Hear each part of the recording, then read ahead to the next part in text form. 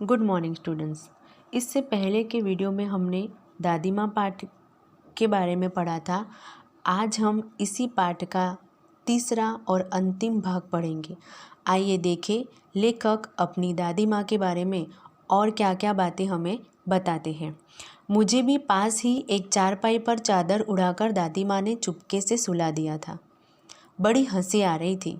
सोचा कहीं जोर से हंस दूँ, भेद खुल जाए तो निकाल बाहर किया जाऊंगा, पर भाभी की बात पर हंसी रुक न सकी और भांडा फोड़ हो गया। देबू की माँ ने चादर खींच ली। कहो दादी, यह कौन बच्चा सोया है? बेचारा रोता है, शायद दूध तो पिला दूँ। हाथापाई शुरू हुई। दादी माँ बिगड़ी, लड़के से क्यों लगती है? सुबह रास्ते में देबू की माँ मिली। कल वाला बच्चा भाभी। मैं वहाँ से जोर से भागा और दादी माँ के पास जा खड़ा हुआ। वस्तुतः किसी प्रकार का अपराध हो जाने पर जब हम दादी माँ की छाया में खड़े हो जाते तो अभयदान मिल जाता। यहाँ पर लेखक बताते हैं कि जब वे बारात में न जा पाए तो उन्हें एक चारपाई पर चादर ओढ़कर सुला दिया गया। तब औरतों को उन पर आपत्ति हुई तो दादी माँ ने उन्हें डांट खाने से किस तरह बचा लिया। स्नेह और ममता की मूर्ति दादी माँ की एक एक बात आज कैसी कैसी मालूम होती है। परिस्थितियों का वात्याचक्र जीवन को सूखे पत्ते सा कैसा नचाता है, इससे दादी माँ खूब जानती थी। दादा की मृत्यु के बाद से ही वे बहुत उदास रहती। संसार उन्हें धोखे की टट्टी मालूम होता। दादा ने उन्हें स्वयं जो धोखा दिया, वे सदा उन्हें आगे भेजकर अपने पीछे जाने की झूठी बात कहा करते थे। दादा की मृत्यु के बाद कुकरमुते की तरह बढ़ने वाले मुंह में राम बगल में छुरी वाले दोस्तों की शुभ चिंता ने स्थिति और भी डावाडोल कर दी। दादा के श्राद्ध में दादी माँ के मना करने पर भी पिताजी ने जो अतुल संपत्ति व्यय की वह घर की तो थी नहीं। यहाँ पर लेखक कहना चाहते हैं कि लेखक ने बताया कि परिस्थितियों का वात्याचक्र मतलब बवंडर या आंधी, वो जीवन को कैसे सूखे पत्ते की तरह नचाता है। अर्थात हमारा जीवन कैसे हमारी परिस्थितियों के अधीन है और जैसे परिस्थितियाँ अच्छी या बुरी होती है तो हमारा जीवन भी बदल जाता है। आगे वे कहते हैं कि जब उनके दादाजी की मृत्यु हो गई तो उनकी दादी माँ बहुत उदास रहने लगी। मतलब संसार उन्हें एक छलावे के समान लगने लगा। दादाजी उन्हें कहते थे कि पहले दादी जी की मृत्यु होगी और फिर दादाजी की, लेकिन दादाजी पहले उन्हें छोड़कर चले गए और फिर उसके बाद उनके दोस्तों और शुभचिंतकों ने स्थिति को और भी डावाडोल कर दी। मुंह में राम बगल में छुरी, मतलब ऐसे व्यक्ति सामने तो मीठी बात करते हैं लेकिन पीठ पीछे उनका बुरा बोलते हैं। दादी माँ अक्सर उदास रहती थी। माघ के दिन थे, कड़ाके का जाड़ा पड़ रहा था। पछुआ का सन्नाटा और पाले की सीट हड्डियों में घुसी पड़ती।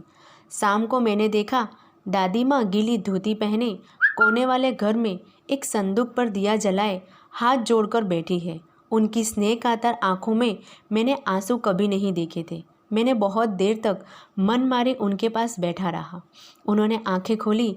दादी माँ, मैंने धीरे से कहा, क्या है रे, तू यहाँ क्यों बैठा है? दादी माँ, एक बात पूछूं, बताओगी ना?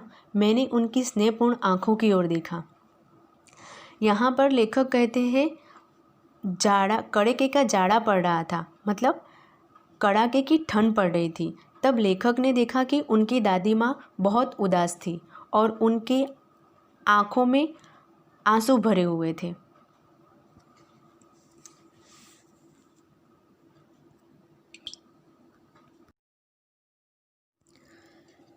क्या है? पूछा। तुम रोती थी? दादी माँ मुस्कुराई। पागल, तूने अभी खाना भी नहीं खाया ना? चल चल, धोती तो बदल लो। दादी माँ, मैंने कहा। मुझे सर्दी गर्मी नहीं लगती बेटा। वे मुझे खींचती रसोई घर में ले गई। सुबह मैंने देखा चारपाई पर बैठे पिताजी और किशन भैया मन मारे कुछ सोच रहे हैं। दूसरा चारा ही क्या है, बाबू बोले। रुपया कोई देता नहीं, कितने के तो अभी पिछले भी बाकी है। वे रोने रोने से हो गए। रोता क्यों है रे? दादी माँ ने उनका माथा सहलाते हुए कहा। मैं तो अभी हूँ ही। उन्होंने संदूक खोलकर एक चमकती सी चीज़ निकाली। तेरे दादा ने यह कंगन मुझे इसी दिन के लिए पहनाया था। उनका गला भराया। मैंने इसे पहना नहीं, इसे सहज कर रखती आई हूँ। यह उनके वंश की निशानी है। उन्होंने आंसू पोंछकर कहा। पुराने लोग आगा पीछा सब सोच लेते थे बेटा। यहाँ पर लेखक ने बताया है कि उनके दादाजी की मृत्यु के बाद उनके पिताजी को पैसे की परेशानी होने लगी, तो उनकी दादी माँ ने उन्हें अपने कंगन देकर उनकी मदद की।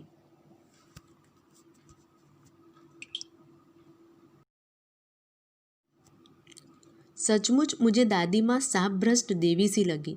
धुंधली छाया विलीन हो गई। मैंने देखा दिन काफ़ी चढ़ाया है। पास के लंबे खजूर के पेड़ से उड़कर एक कौवा अपनी घिनौनी काली पांखें फैलाकर मेरी खिड़की पर बैठ गया। हाथ में अब भी किशन भैया का पत्र कांप रहा है। काली चींटियों सी कतारें धूमिल हो रही है। आंखों पर विश्वास नहीं होता।